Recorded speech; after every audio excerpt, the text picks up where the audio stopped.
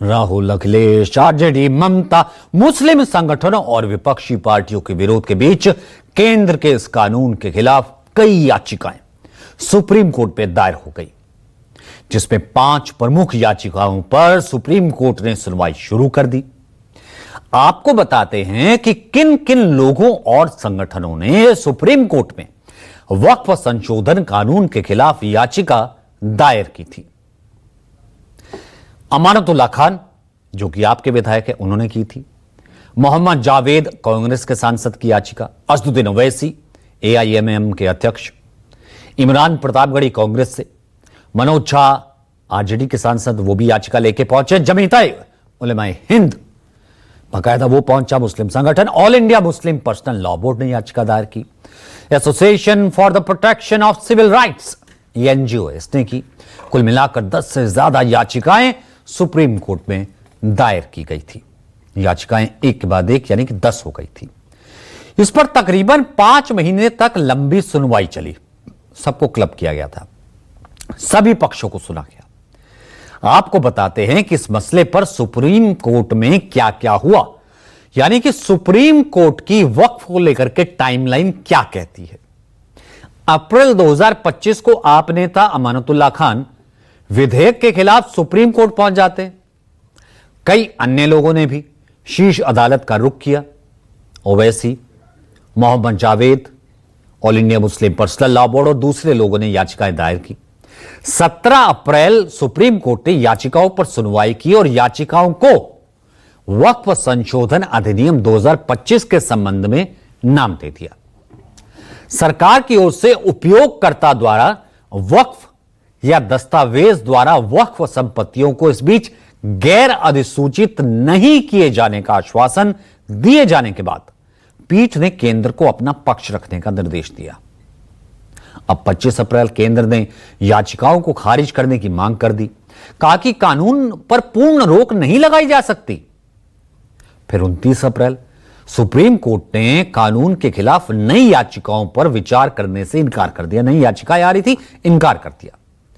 5 मई तत्कालीन मुख्य न्यायाधीश संजीव खन्ना उस वक्त कहा कि इस मामले पर उनके उत्तराधिकारी न्यायमूर्ति BR गवई 15 मई को विचार करेंगे।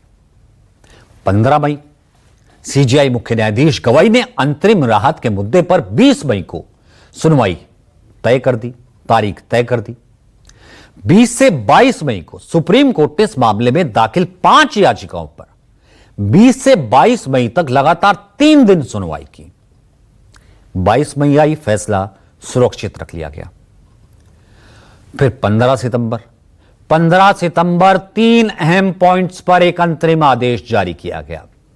सर्वोच्च न्यायालय की ओर से कुछ महत्वपूर्ण प्रावधानों पर रोक लगाने के साथ इस कानूनी लड़ाई ने अब एक दिलचस्प मोड़ ले लिया है।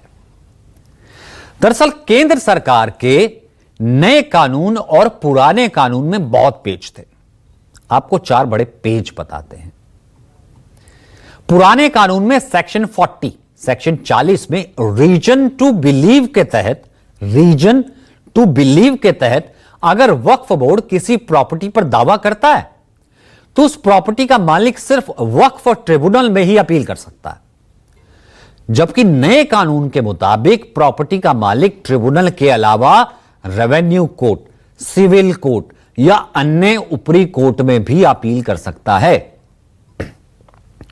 पुराने कानून में एक प्रावधान यह था कि वक्फ ट्रिब्यूनल का फैसला आखिरी माना जाता था, उसे कोई चुनौती भी नहीं दी जा सकती थी। जबकि नए कानून के मुताबिक वक्फ ट्रिब्यूनल के फैसले के खिलाफ हाई कोर्ट में अपील की जा सकती है, की जा सकेगी। पुराने कानून में था कि किसी जमीन पर मस्जिद हो, उसका उपयोग इस्लामिक कामों के लिए हो तो वो ऑटोमेटिक वक्फ संपत्ति हो जाती है। लेकिन नए कानून में तहत जब तक किसी ने प्रॉपर्टी वक्फ को दान ना की हो, वो वक्फ की संपत्ति प्रॉपर्टी नहीं होती, भले ही उस प्रॉपर्टी पर मस्जिद क्यों ना बनी हो। इसके अलावा चौथा और सबसे अहम पॉइंट यह था कि वक्फ बोर्ड में महिलाओं और अन्य धर्म के लोगों की नियुक्ति हो ही नहीं सकती। जबकि नए कानून के तहत वक्फ बोर्ड में 2 महिलाओं और अन्य धर्म के 2 सदस्यों की नियुक्ति हो सकेगी। नए संशोधन कानून में भी बदलाव किया गया। उसके लिए कई महीनों तक चर्चा की गई। संसद की जेपीसी ज्वाइंट पार्लियामेंट कमेटी ने देश के अलग अलग हिस्सों में जाकर विस्तार से विचार विमर्श किया। मीटिंग पर मीटिंग चली। इस कमेटी के अध्यक्ष बीजेपी सांसद जगदंबिका पाल को बनाया गया। बताया गया ऐसे में अब सुप्रीम कोर्ट के फैसले पर जगदंबिका पाल ने क्या कुछ कहा है, उनका रिएक्शन क्या है, सुनिए। सुप्रीम कोर्ट का हम निश्चित तौर से इसका स्वागत करते हैं। सुप्रीम कोर्ट में जिस तरह से याचिकाएं दायर की गई थी कि इसको स्टे कर दिया जाए, आज सुप्रीम कोर्ट ने उस लोकसभा राज्यसभा से जो पारित हुआ, मुझे लगता है जब से संविधान के या मतलब इस हमारे दोनों सदनों में किसी कानून पे शायद इससे ज़्यादा चर्चा नहीं हुई होगी। और खुद सरकार ने एक पहल किया था ज्वाइंट पार्लियामेंट्री कमेटी बनाने की, और उसमें भी 6 महीने हमने पूरे देश में दौरा किया था। हम यहाँ भी आए थे, भुवनेश्वर भी आए थे, आपको याद होगा। सभी स्टेक होल्डर से मिले थे। तो आज वो कहीं ना कहीं उस पर मोहर लगी है सुप्रीम कोर्ट से। दरअसल ये सारा विवाद वक्फ की जमीन को लेकर है, जो कि देश में तीसरा सबसे बड़ा जमीन का मालिक है। Waqf board, property land in India. देश में किस विभाग के पास कितनी जमीन है, रिकॉर्ड के मुताबिक बताते हैं। रिकॉर्ड के मुताबिक भारत में सबसे ज्यादा जमीन रेलवे के पास है, 33 लाख एकड़। उसके बाद सेना का नंबर आता है, जिसके पास 17 लाख एकड़ जमीन है। ये दोनों देश का सबसे अहम विभाग है, दोनों देश के सबसे अहम विभाग है। लेकिन वक्फ बोर्ड है जो कि धार्मिक संस्था है। अब उसके पास देश भर में 9.4 एकड़ जमीन है वक्फ की अकेले। अब ऐसे में आपको यह जानना भी जरूरी है कि आखिर ये वक्फ है क्या। वक्फ का मतलब होता है अल्लाह के नाम, यानी ऐसी जमीनें जो किसी व्यक्ति या संस्था के नाम नहीं है। जब कोई व्यक्ति अल्लाह या इस्लाम के नाम अपनी संपत्ति या पैसा दान दे देता है तो उसकी देखरेख वक्फ बोर्ड करता है। वक्फ बोर्ड एक सर्वेयर होता है, वह यह तय करता है कि कौन सी संपत्ति वक्फी है, कौन सी संपत्ति वक्फ की नहीं है। अब इस निर्धारण के 3 आधार होते हैं।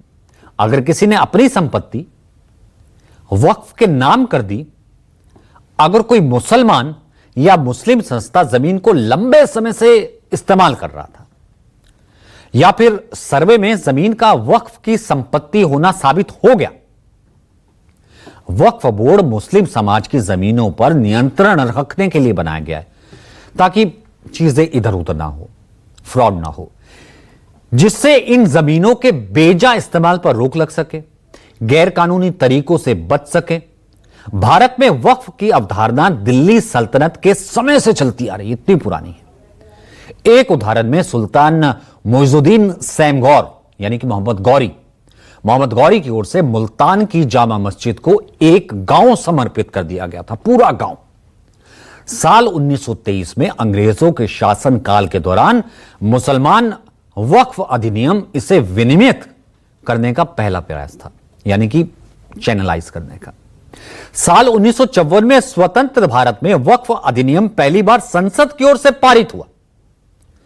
इसके बाद साल 1995 में इसे नए वक्फ अधिनियम में बदल दिया गया, जिससे वक्फ बोर्डों को और ज्यादा शक्ति मिली, पावर मिली।